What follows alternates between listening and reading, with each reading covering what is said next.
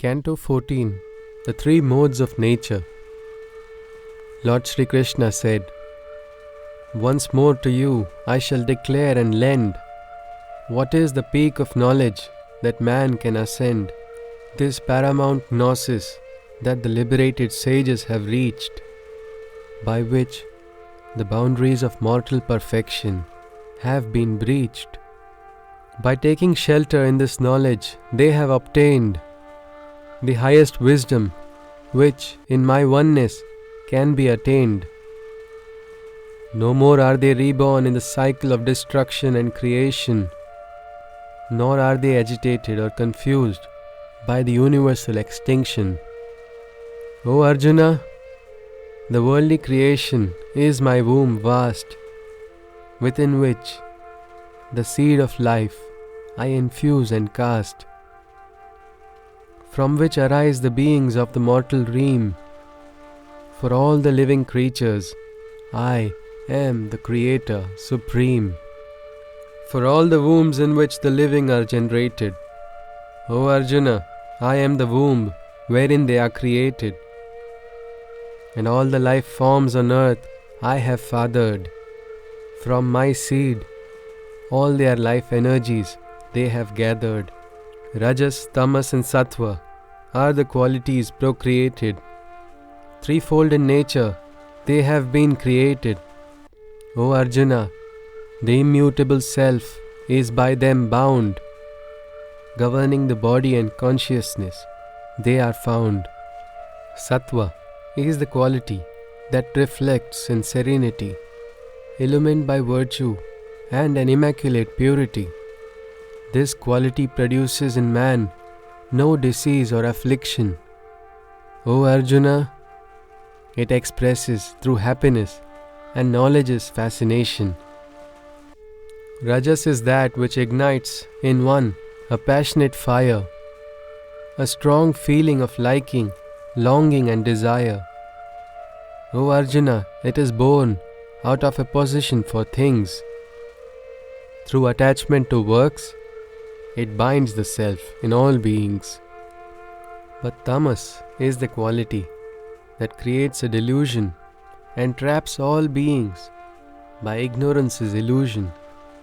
O Arjuna, the mortals are by it confounded. In laxity, laziness and sleep it is founded. By happiness, the nature Sattva is bound, and by desires and actions, Rajas is ensnared found. O Arjuna, but Tamas is attached to negligence, and its cloak of ignorance cages the intelligence. O Arjuna, when the Sattva qualities of nature lead, overpowered, the Rajas and Tamas components recede. Rajas rises when Sattva and Tamas are suppressed, and Tamas grows when Rajas and Sattva are depressed. When the light barges open all the doors of the being, its luminous knowledge brings forth the awakening. Know that whenever there is such an activation, the quality of Sattva is leading in domination. When the Rajas quality is in an increasing state, O Arjuna, the following tendencies begin to escalate: greed and a restless desire to initiate action, and the beings seek fruits with an impulsive passion; darkness, delusion, and an ignorant negligence, and a futile indulgence in actions of impotence. O Arjuna, whenever Tamas is on the rise, all these nature's deformities in that being arise. At the final moments, if Sattva nature is in abundance, during the period of death, dissolution, and ascendance, the being reaches the realm that is most fortunate, where dwell the highest knowledgeable souls, immaculate. If Rajas abounds when the embodied being is passing away, the soul is born into the womb that seeks desire's way.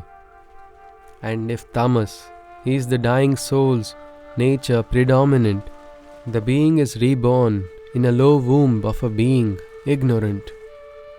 When the works are performed in Sattva's light, the fruits are pure as the mode of action is right, and works done in Rajasa state bring only pain, but ignorance results of Tamas's actions vain. From Sattva alone true gnosis comes, while with Rajas the being only greedy becomes. But Tamas brings forth ignorance's illusion. The negligent being dwells in a state of delusion. The embodied ones in Sattva upwards ascend. Those in Rajas remain in the middle, but do not descend. While the beings of Tamas's inertial negligence in the soul's journey only sink in further decadence.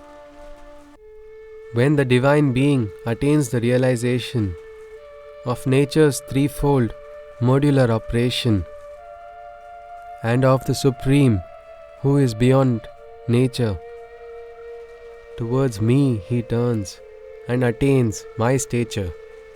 Rising upwards, the embodied soul is elevated. When from nature's triple bondage it is liberated.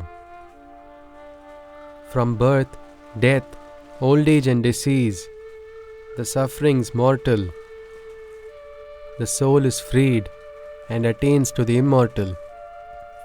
Arjuna asked, what are the signs that one can see, and what are the actions of that soul free?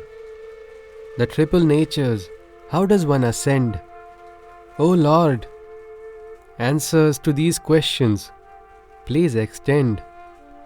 Lord Krishna replied, O Arjuna, Sattva's enlightened mode of action, Rajas's work, impulsions, and Tamas's delusion.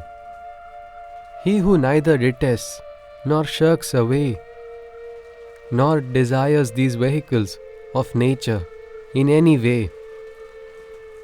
He who remains firm and witnesses quietly, seated well above the triple modes, nonchalantly, knowing all occurrences to be in sync with nature's way, detached and immobile, he observes the forces play.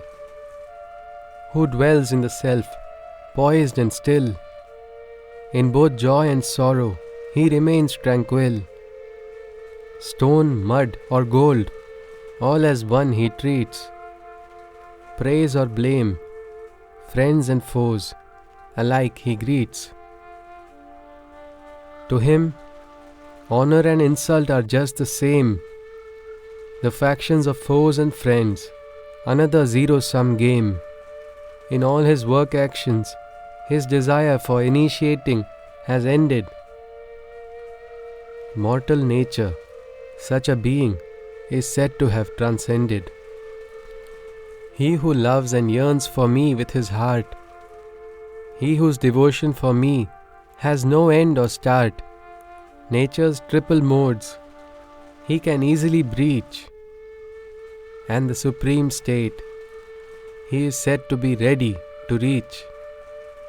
Because I am the eternal foundation, the imperishable and immortal Lord of the creation, the timeless code of man I verily uphold. I am the highest bliss that a mortal can behold. Thus ended the 14th canto of the Bhagavad Gita, where Sri Krishna described to Arjuna the modes and functionings of the triple natures, Rajas, Tamas and Sattva.